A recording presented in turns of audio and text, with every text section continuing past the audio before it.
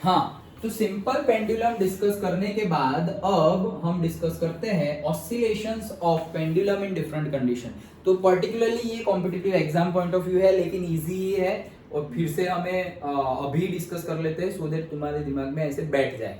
Okay, चलो पहला case क्या है, ऑसिलेशंस इन अ लिक्विड। तुम पेंडुलम लेके स्विमिंग पूल में चले गए, अब वहां पे ऐसे कर रहे हो। चलो सबसे पहला, उससे भी पहला वैक्यूम में चले गए। तो कल ही तुम पूछ रहे थे तो मैं बता रहा था, अगर वैक्यूम में अगर तुमने ऐसे डिस्प्लेसमेंट दिया और छोड़ दिया तो वो खड़े, फिर वो रुकेगा ही नहीं, वो कभी नहीं रुकेगा। क्यों? क्योंकि रुकेगा कब, वो एयर के फ्रिक्शन की वजह से रुक रहा था, क्योंकि एयर क्या है, रेजिस्ट कर रही है उसकी मोशन को। लेकिन अगर हम स्पेस में चले गए, वैक्यूम में चले गए, तो वहां पर तो एटमॉस्फेयर ही नहीं है, और एटमॉस्फेयर नहीं है तो उसको रोकने वाला कोई है ही नहीं। तो रोकने वाला कोई है नहीं तो तुमने ऐसे ऐसे करके छोड़ दिया ना। ओके, फिर 5 साल बाद तुम गए वापस स्पेस में तो वो ऐसे ही चलता ही होगा। That is the beauty. Okay, वो चालू ही ऐसे ही मिलेगा तुम्हें। अंडरस्टूड? तो वो फर्स्ट वाला केस, अभी यहाँ पे फर्स्ट वाला केस। अच्छा, oscillations in a liquid, liquid में भी हम ऑसिलेशन करवाए तो क्या होगा, तो सिर्फ और सिर्फ तुम्हें ये जी जो है ना, इफेक्टिव एक्सेलरेशन, वो चेंज होने वाला है। ओके, तो क्या है, देखो सिंपल केस यहीं पे याद रह जाएगा। देखो यहाँ पे ऑब्जेक्ट था इससे पहले भी, तो यहाँ पर ऑब्जेक्ट था तो उसके ऊपर सिर्फ और सिर्फ एक ही फोर्स लग रहा था, which is downward weight force. लेकिन अब सिर्फ एक फोर्स नहीं लग रहा है, वेट फोर्स तो नीचे लग ही रहा है mg जितना, लेकिन थ्रस्ट भी लग रहा है। आर्किमिडीज प्रिंसिपल हमने पढ़ लिया है, ब्यूयॉन्सी फोर्स लगेगा और ब्यूयॉन्ट फोर्स लगेगा। ओके डन, याद आ गया रो वी जी वाला। ओके, तो यहाँ पर अब दो फोर्स लग रहे हैं। डन, दो फोर्स लग रहे हैं, तो अपवर्ड फोर्स कौन सा है, रो वी जी, वी रो जी और रो वी जी, जो भी बोलो, रो वी जी। रो क्या है, डेंसिटी ऑफ, नहीं, फ्लूइड। ब्यूयॉन्ड फोर्स के लिए फोर्स कौन अप्लाई कर रहा है, फ्लूइड अप्लाई कर रहा है, तो रो है density of the fluid. Okay, V क्या है, रो वी जी हमारा ब्यूयॉन्ड फोर्स जो था, अपवर्ड फोर्स, तो उसमें वी क्या था, velocity, volume of the displaced fluid. याद आया, जो डिस्प्लेस कर दिया, पहले पूरा पानी भरा हुआ था, अब उसके अंदर तुमने पेंडुलम डाल दिया तो पेंडुलम का पानी तो बाहर चला गया ना। अंडरस्टूड? तो वो वॉल्यूम 4/3 पाई आर क्यूब वाला स्फीयर है, तो डन। तो वॉल्यूम और जी तो हमारा एक्सेलरेशन ड्यू टू ग्रेविटी। ये तो हमने फ्लूइड मैकेनिक्स में सब डिस्कस किया है, फ्लूइड प्रॉपर्टीज में। अच्छा, तो ये अपवर्ड फोर्स इतना लग रहा है, नीचे वाला, तो नीचे वाला कितना हुआ है, नीचे mg वेट फोर्स लग रहा है, तो नेट फोर्स कितना लग रहा है, तो net force mg minus thrust force. mg मतलब वेट फोर्स ज्यादा लग रहा है, तो weight force minus upward direction में अपवर्ड थ्रस्ट है और बियॉन्ड फोर्स है, तो उसको हम क्या बोलेंगे, माइनस कर दो। नेट फोर्स के लिए पहले अपवर्ड निकाला, फिर डाउनवर्ड निकाला और फिर नेट निकाला, तो डाउनवर्ड जो बड़ा हो उसमें से छोटा माइनस कर दो। ऑब्जेक्ट तो नीचे ही जाने वाला है, इसलिए बड़ा माइनस छोटा, तो mg minus rho V G. Done. अभी ये जो m है, m density is equals to, density rho is equals to mass by volume. Done. तो अगर ये जो हमारा स्फीयर है उसकी भी तो डेंसिटी होगी, तो उसके लिए क्या लिख सकते हैं, तो उसके लिए डेंसिटी लिख दी sigma, that is m by v। ये किसके लिए है, स्फीयर के लिए है, लिख दूं क्या, स्फीयर फॉर द स्फीयर। तो सिग्मा हमने ऑब्जेक्ट, सॉलिड ऑब्जेक्ट के लिए लिया हुआ है, और रो हमने लिक्विड के लिए और फ्लूइड के लिए लिया हुआ है। डन। वो तो डिनोटेशन जो भी तुम यूज करो, लेकिन ब्यूयॉन्ड फोर्स हम कौन सा यूज करेंगे, ब्यूयॉन्ड फोर्स अप्लाई कौन कर रहा है, ऑब्जेक्ट या फ्लूइड, फ्लूइड, तो वहां पे फ्लूइड की डेंसिटी होगी। ओके, तो यहाँ पर m की जगह हमने लिख दिया, देखो sigma is equals to m by V है, तो m is equals to sigma into V हो जाएगा, तो sigma into V G minus rho V G. Done. अभी उसमें से ये पूरा का पूरा बाहर निकल जाएगा, क्या से, ये सिग्मा वी मतलब सिग्मा वी जी पूरा का पूरा बाहर निकाल, यहां से पूरा बाहर निकल गया तो 1 है, यहां पर से तुमने v और g बाहर निकाल दिया, v और g बाहर निकाल दिया, रो बाकी रहा तो रो अंदर है, सिग्मा तो था ही नहीं, फिर भी तुमने निकाल दिया तो डिवाइड बाय सिग्मा आ जाएगा। इसको अंदर मल्टीप्लाई करो, वापस वही आएगा। देखो इसको अंदर मल्टीप्लाई करेंगे तो रो वी जी आ गया 1, माइनस इसको यहां मल्टीप्लाई करेंगे तो सिग्मा सिग्मा कैंसल, तो क्या आएगा, रो वी जी, तो देखो आ गया रो वी जी। डन। अगर कुछ है ही नहीं, वहां से तुम निकाल रहे हो कॉमन, तो उसको डिवाइड करना पड़ेगा। Done, simple maths. ओके, चलो अब आगे, तो आगे क्या, ये हमारा फॉर्मूला तो आ गया, तो आगे हम ये बोल सकते हैं कि ये जो हमारा रो इंटू वी है, रो इंटू वी मतलब सॉरी सिग्मा इंटू वी, वो क्या था, मास ऑफ द ऑब्जेक्ट। ये रहा, कहाँ निकाल दिया, sigma is equals to mass by volume. Okay, density is equals to mass by volume. तो सिग्मा इंटू वी क्या है, मास ऑफ द ऑब्जेक्ट। तो मैं वापस सिग्मा इंटू वी को m लिख दे रहा हूँ, m into G 1 minus rho by sigma. Done. ये नेट फोर्स ये आ गया। यहां तक कब समझ में आ गया क्या किया हमने? सिंपली अब तक मेरे पास नीचे डाउनवर्ड फोर्स mg था, लेकिन पानी में ले गए तो अपवर्ड फोर्स भी लगेगा, बुयंट फोर्स। बुयंट फोर्स का फॉर्मूला रो वीजी। अच्छा, तो नेट फोर्स कितना होगा? नेट फोर्स नीचे जो लग रहा है वो mg minus rho V G. Done done. Okay, तो देखो एक बार फटाफट करते हैं। क्या नीचे F डाउनवर्ड लग रहा था वो कितना था? mg। फिर F अपवर्ड लग रहा था वो कितना था? रो वी जी। और F नेट जो लगेगा वो कितना लगेगा? mg माइनस रो वी जी। ओके, ये फ्लूइड वाला है, ये बुयंट फोर्स ये है। अभी m के लिए क्या लिखेंगे? सिग्मा इज इक्वल्स टू से m बाई v। तो m is equals to sigma into v, rho V G. अब ये पूरा निकाल लो कॉमन, तो सिग्मा वी जी कॉमन निकाला, यहां से निकाल दिया तो ये 1 माइनस यहां से भी निकाल दिया, रो तो था ही नहीं तो रो तो उसकी जगह वी जी निकल गया, लेकिन सिग्मा नहीं था फिर भी निकाला तो सिग्मा, दैट्स इट, आ गया। और सिग्मा इंटू वी, ये देखो सिग्मा इंटू वी तो m है, तो वापस मैं इसकी जगह क्या लिख दे रहा हूँ? mg into 1 minus rho by sigma. Done. तो ये आ गया, अंडरस्टूड। ये क्या आया मेरा? Net force. क्या आया? Net force. अच्छा, अभी नेट फोर्स आ गया तो फोर्स इज इक्वल्स टू तो मास इंटू वॉल्यूम है। तो अगर मुझे नेट एक्सीलरेशन निकालना हो, इफेक्टिव एक्सीलरेशन, तो क्या हमारा second law of motion F is equals to ma, और a निकालना हो तो F बाय m। तो मेरा F तो ये रहा, तो उसको डिवाइड बाय m कर दो, तो ये जो मेरा F है उसके डिवाइड बाय m करूंगा तो ये डिवाइड बाय m, तो ये mm कट हो जाएगा, तो g इंटू दिस, तो g इंटू दिस, ये हो गया मेरा नेट एक्सीलरेशन। सिंपल, मिल गया नेट एक्सीलरेशन। बस अभी जो हमारा फॉर्मूला है time period is equals to 2 pi square root of L by G। अब G ना पुट करके नेट एक्सीलरेशन पुट करेंगे, that is G into 1 minus rho by sigma which is this. Simple है, सिर्फ G चेंज हो गया, पानी में ले गए इसलिए। तो कॉम्पिटिटिव एग्जाम में ऐसा पूछते हैं। ये तो मैंने तुम्हें डिराइव करके बताया, कॉम्पिटिटिव एग्जाम में थोड़ी डिराइव करना है, तुम्हें डायरेक्टली फॉर्मूला चिपकाना है और एमसीक्यू पे आंसर टिक कर देना है। डन। ओके, क्या किया? G का फॉर्मूला, G की वैल्यू चेंज हो गई। क्यों? क्योंकि वहां पर सिर्फ एक्सीलरेशन ड्यू टू ग्रेविटी थी, यहां पर क्या है? एक्सीलरेशन ड्यू टू ग्रेविटी तो है, एज वेल एज बुयंट फोर्स की वजह से जो एक्सीलरेशन होगा वो भी है। ओके, तो वो तो अप लग रहा है, एक्सीलरेशन ड्यू टू ग्रेविटी नीचे था और ये अप लग रहा है, मतलब माइनस करना पड़ेगा। तो देखो G में मतलब 1 माइनस रो बाई जी हो गया। डन, पक्का? तो ये फॉर्मूला हो गया एक। दूसरा केस, इलेक्ट्रिक फील्ड। ओके, इसमें कोई डाउट नहीं है, बढ़े आगे? ओके, चलो। अब अगर ऑसिलेशंस इन इलेक्ट्रिक फील्ड, मतलब पेंडुलम को तुम कहीं पे इलेक्ट्रिक फील्ड है वहां पे ले गए। अभी 12th में पूरी पहली बुक है ना इलेक्ट्रिक फील्ड पर है। 12th में 2 बुक है हमारे, फिजिक्स 1 फिजिक्स 2, मतलब पार्ट 1 पार्ट 2। तो उसमें जो फर्स्ट पार्ट है ना उसमें 90% इलेक्ट्रोमैग्नेटिज्म है। Okay, electric field electromagnet, easy है, लेकिन ये मैं बता रहा हूं कि बहुत सारे चैप्टर्स इलेक्ट्रिक फील्ड और मैग्नेटिक फील्ड के ऊपर है। ओके, तो मजा आएगी, चलो वो तब की तब देखेंगे। हाँ, ऑसिलेशंस इन इलेक्ट्रिक फील्ड। तो देखो, अगर इलेक्ट्रिक फील्ड में अगर तुम ये पेंडुलम ले गए तो क्या होगा? तो इलेक्ट्रिक फील्ड में अगर चार्ज है तो वहां पर कोई चेंज आएगा, अगर चार्ज नहीं है, तुम्हारे पेंडुलम के ऊपर कोई भी चार्ज नहीं है, तो कोई फर्क नहीं पड़ता उसके टाइम पीरियड पे। लेकिन तुम्हारे पेंडुलम के ऊपर चार्ज है तो इलेक्ट्रिक फील्ड है, तो चार्ज तो फिर अट्रैक्ट करेगा ना। जैसे कि भाई तुम्हारे अंदर मैग्नेटिक प्रॉपर्टी है, सपोज तुम से आयरन है। ओके, अभी आयरन को मैं मैग्नेटिक फील्ड में ले जाऊंगा तो क्या होगा? वो या तो चिपक जाएगा, अट्रैक्ट हो जाएगा, या तो रिपेल हो जाएगा। क्यों? क्योंकि उसकी प्रॉपर्टी है। लेकिन वहां पे मैं वुड ले गया तो वुड तो ना अट्रैक्ट होगा और ना ही रिपेल होगा, क्योंकि वुड के अंदर मैग्नेटिक प्रॉपर्टी ही नहीं है। तो उसको मैं मैग्नेटिक फील्ड में ले जाऊंगा तो कोई फर्क पड़ेगा नहीं। तो अगर इलेक्ट्रिक फील्ड है और अगर हमारे पेंडुलम के ऊपर चार्ज है तो उसके टाइम पीरियड पे चेंज आएगा। अगर हमारे पेंडुलम के ऊपर कोई भी चार्ज नहीं है तो फिर कोई टाइम पीरियड में फर्क आएगा नहीं। डन, पहली बात। अभी चार्ज है तो क्या सर? तो चार्ज है तो देखो, सपोज हमारे पेंडुलम के ऊपर ऐसे चार्ज है, पॉजिटिव चार्ज। ओके, तो इलेक्ट्रिक फील्ड कौन सी डायरेक्शन में है ये तुम्हें गिवन होगा, तो इलेक्ट्रिक फील्ड यहां पर बताया गया है अपवर्ड डायरेक्शन में है।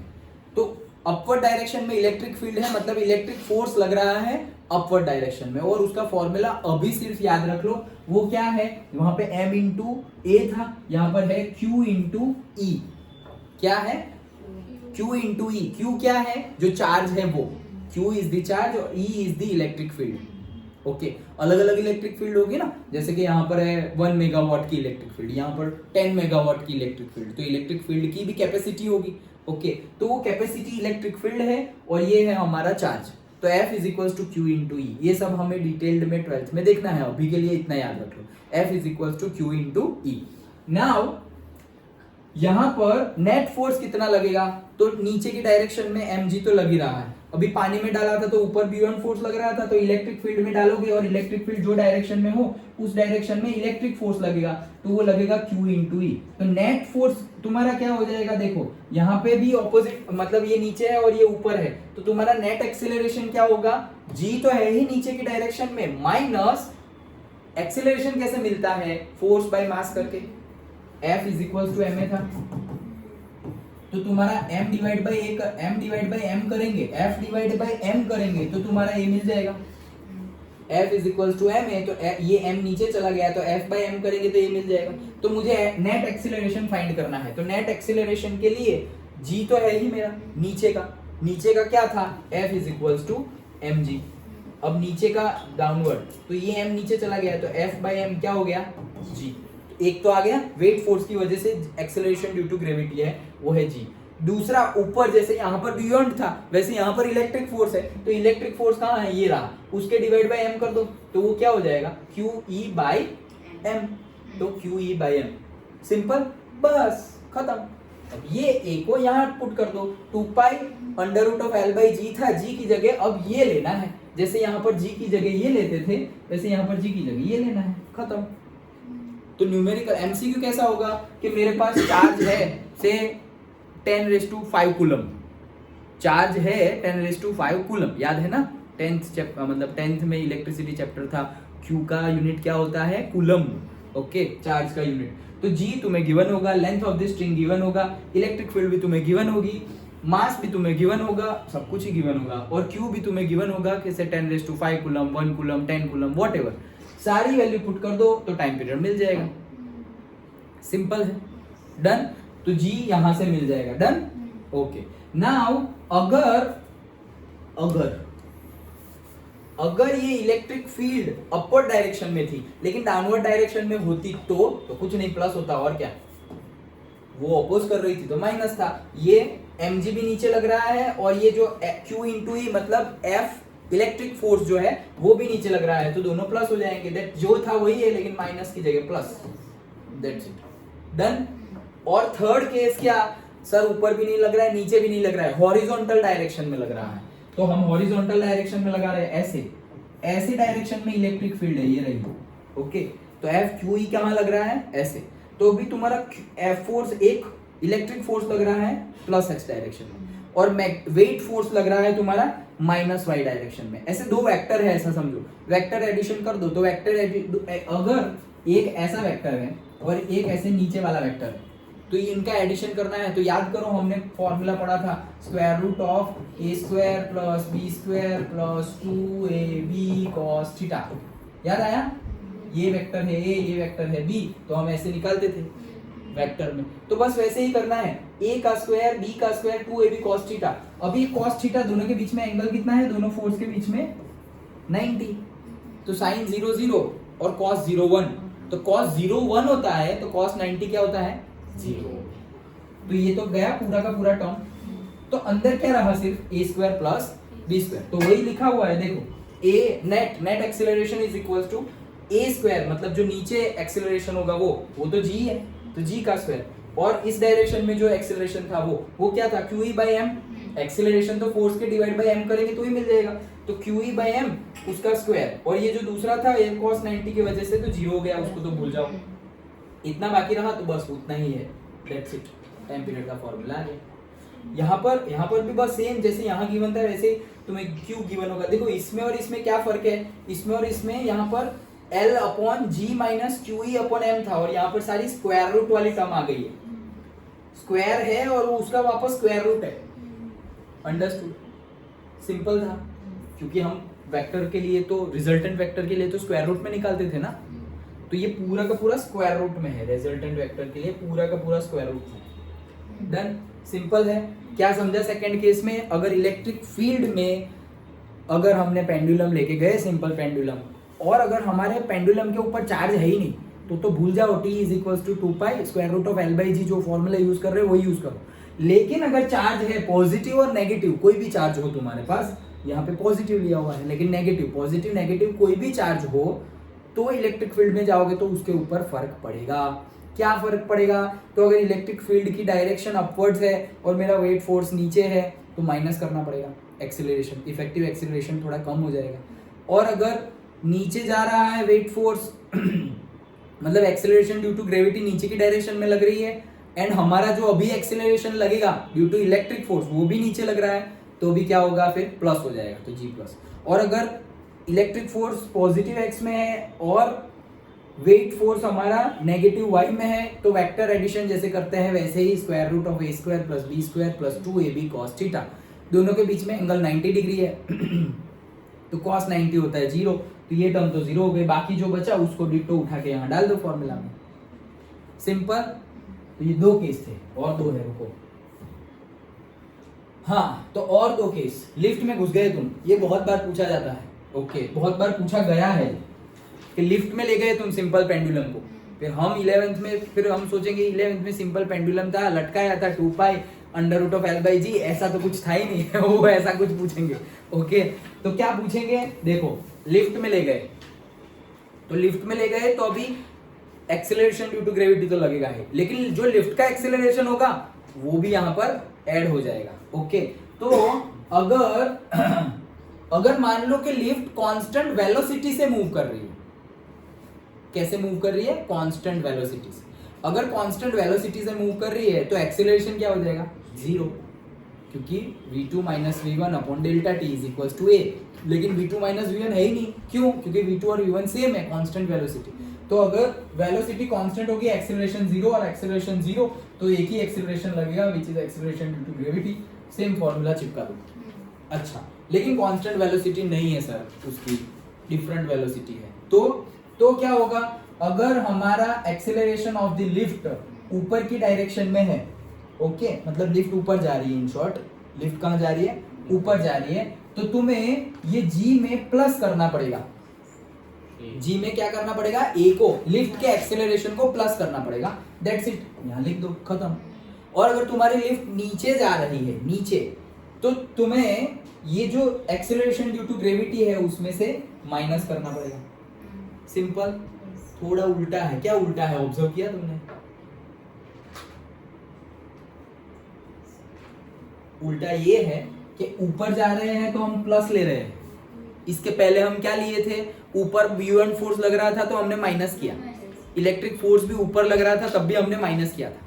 पर्टिकुलर इस केस में हमने यहाँ पर प्लस लिया है, तो उसका डेरिवेशन है, डेरिवेशन हमारे सिलेबस में नहीं है, फॉर्मूला याद रख लो, इजी है। डन, इजी तो है। ओके, क्या लिफ्ट अगर तुम्हारी ऊपर जा रही है तो एक्सीलरेशन ड्यू टू ग्रेविटी में प्लस हो जाएगा। कैसे याद रखोगे? ऐसे याद रखो कि तुम्हारा जी यहां लग रहा है, अभी लिफ्ट ऊपर जा रही है तो तुम्हारा जी यहां लग रहा है। Okay, understood? तो दूर गया ना वो, तो और ज्यादा एक्सीलरेशन लगेगा, ऐसे याद रखो। अंडरस्टूड? दूर गया तो और ज्यादा एक्सीलरेशन लगेगा, वैसे याद रख लो। वैसे एक्चुअली याद रखने के लिए बता रहा हूँ, ऐसा होगा नहीं, क्योंकि एक्सीलरेशन ड्यू टू ग्रेविटी क्या होगा? डिस्टेंस के साथ क्या होता है? डिस्टेंस के साथ क्या होता है? Force of gravity, gravitational force g m1 m2 upon r square. तो डिस्टेंस है नीचे, ओके, तो इनवर्सली प्रोपोर्शनल है वो तो डिस्टेंस बढ़ेगा तो फोर्स क्या हो जाएगा? कम हो जाएगा। ऐसे ही सोचो ना, दो ऑब्जेक्ट के बीच में इंटरेक्शन, इंटर मॉलिक्यूलर और इंटर एटॉमिक फोर्स है, अट्रैक्शन फोर्स है। तो अट्रैक्शन फोर्स कब ज्यादा अट्रैक्शन होगा? जब नजदीक होंगे तब, दूर दूर होगा तो कहाँ अट्रैक्शन होगा? ओके, लेकिन मैंने सिर्फ याद रखने के लिए बता रहा हूँ ट्रिक, क्या कि अगर लिफ्ट ऊपर जा रही है तो एक्सेलरेशन ड्यू टू ग्रेविटी में प्लस कर दो, और अगर लिफ्ट नीचे जा रही है तो एक्सेलरेशन ड्यू टू ग्रेविटी में से वो एक्सेलरेशन माइनस कर दो। हो गया फॉर्मूला, डेरिवेशन हमारे सिलेबस में नहीं है, इवन 12th में भी नहीं है। Done, okay. अच्छा, नाउ एक और केस, जो इतना तो पूछने लगे तो स्टूडेंट ये करके गए और चिपका दिए, फिर नेक्स्ट टाइम और अलग पूछ लिया। क्या? लिफ्ट वाला ही क्वेश्चन पूछा, लेकिन बोला कि लिफ्ट की रस्सी टूट गई लिफ्ट की रस्सी टूट गई, एक्सीडेंट। ओके, तो मतलब क्या हो जाएगा? फ्री फॉल हो गया है। तो लिफ्ट की रस्सी टूट गई तो उसको तो ऊपर खींचने वाला कोई है ही नहीं, अभी तक तो रोप के सहारे वो ऊपर नीचे कर रहा था, टेंशन क्रिएट हो रहा था। ओके, अभी तो ऊपर से कट हो गया, यहां से ऐसे कट हो गया, तो वो तो फ्री फॉल केस हो जाएगा। तो in case of a free fall A is equals to G हो जाता है। याद रखो, फ्री फॉल में जो एक्सेलरेशन ऑफ लिफ्ट है वो एक्सेलरेशन ड्यू टू ग्रेविटी जितना ही हो जाता है। डन, सिंपल है। अब वो वैल्यू पुट करो, तो देखो यहां पर अगर हम वो वैल्यू पुट करेंगे, ये रहा। ओके, फ्री फॉल के केस में अगर A की वैल्यू नीचे जा रहे हो ना, तो नीचे जाने का ये रहा फॉर्मूला, ये नीचे जाने का फॉर्मूला है भाई, और ये ऊपर जाने का फॉर्मूला, और ये कांस्टेंट वेलोसिटी का, सब अलग अलग है। अंडरस्टूड? सब मिक्स मत करना, कांस्टेंट वेलोसिटी वाला तो अलग ही है, तुम्हें पता ही चल गया। वेलोसिटी कांस्टेंट, एक्सेलरेशन है ही नहीं, एक्सेलरेशन नहीं है तो जो फॉर्मूला लगाते थे वही लगाते जाओ। ओके, दूसरा फॉर्मूला नीचे जाने के लिए ये रहा और ऊपर जाने के लिए ये रहा। डन। अब नीचे जा रहे हैं, फ्री फॉल होगा तो भी नीचे ही जाएंगे ना, रस्सी टूट गई तो ऊपर थोड़ी जाएंगे। ओके, अब होगा क्या, नीचे जा रहे हैं तो A is equal to G हो जाएगा, तो देखो G माइनस G क्या हो जाएगा? 0, और डिनोमिनेटर में 0 हो जाएगा तो आंसर क्या आ जाएगा? इन्फिनिटी। तो टाइम पीरियड कितना आया? इन्फिनिटी। तो इसका मीनिंग क्या है? इन्फिनिटी का मीनिंग, टाइम पीरियड क्या आया? इन्फिनिटी। मतलब पेंडुलम कभी साइकिल कंप्लीट ही नहीं करेगा, time period infinity. Time period मतलब एक साइकिल कंप्लीट करने के लिए जितना टाइम लगता है, तो इन्फिनिटी टाइम मतलब क्या? पेंडुलम साइकिल कंप्लीट नहीं करेगा। क्यों नहीं करेगा? अरे वो नीचे गिर रहा है, मतलब ऐसे समझो कि यहाँ पेंडुलम है और ऐसे हुआ, इस डायरेक्शन में आया और रस्सी टूट गई, तो जब नीचे गिरेगा ना तभी भी इस डायरेक्शन में ही होगा, और बीच में ऐसे ऐसे ऐसे नहीं होगा। अंडरस्टूड? समझ में आ रहा है? टाइम पीरियड क्या आया? इनफाइनाइट। मतलब कि टाइम पीरियड मतलब एक साइकिल कंप्लीट करने के लिए लगने वाला टाइम। तो अभी वो यहाँ होगा ना, तो ऐसा सोचोगे कि नीचे जाते समय शायद 1-2 बार ऐसा हो जाए, 1-2 बार नहीं, थोड़ा भी नहीं होगा, क्योंकि इतना खतरनाक स्पीड से, एक्सेलरेशन से वो नीचे जाएगा कि जिस डायरेक्शन में उसी डायरेक्शन में नीचे टकरा जाएगा। अंडरस्टूड? तो टाइम पीरियड इनफाइनाइट का मीनिंग समझ में आया? ये समझना इंपॉर्टेंट है। ओके, टाइम पीरियड इनफाइनाइट मतलब एक साइकिल कंप्लीट करने के लिए इनफाइनाइट टाइम लगेगा। इनफाइनाइट टाइम मतलब कभी होगा ही नहीं ना भाई, इनफाइनाइट तो कैसे हो सकता है?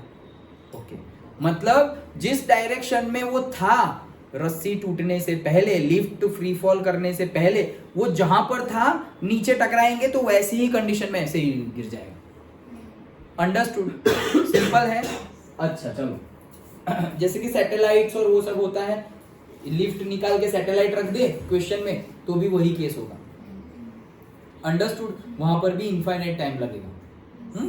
चलो, एंड लास्ट केस ऑसिलेशंस, ये भी PYQ ही था। Oscillations in an accelerated vehicles, मतलब यहां पर समझो पेंडुलम तुम ले गए, ट्रक में पीछे तुम बैठे हुए हो, अभी ट्रक आगे मूव कर रही है।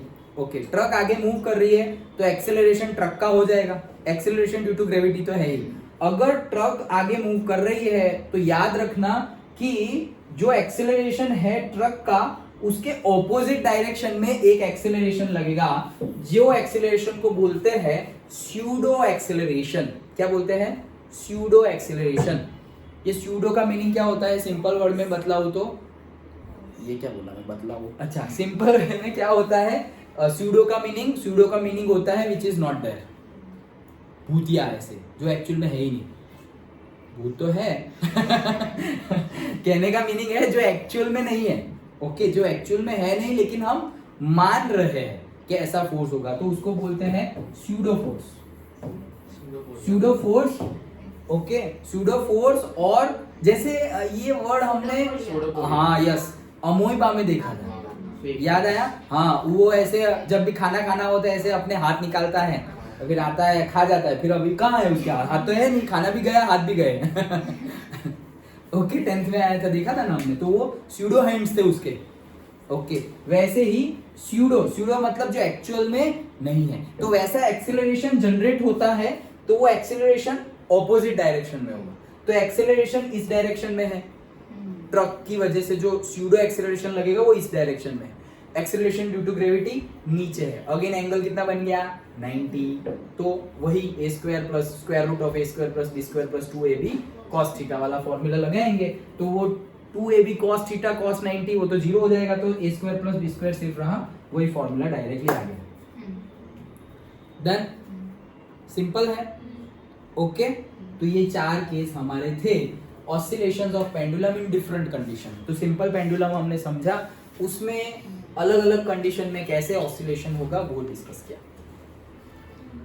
याद रह गया कहाँ कहाँ गए हम पानी में गए, हम ट्रक में गए हम लिफ्ट में गए और हम इलेक्ट्रिक फील्ड में गए। डन। ओके तो 4 कंडीशन में हमने ऑसिलेशंस डिस्कस किया। हाँ नहीं तो 4 कंडीशंस में हमने ऑसिलेशन डिस्कस किया। दैट्स इट, इतना ही है। सिंपल पेंडुलम में इतना ही है, इतना ही है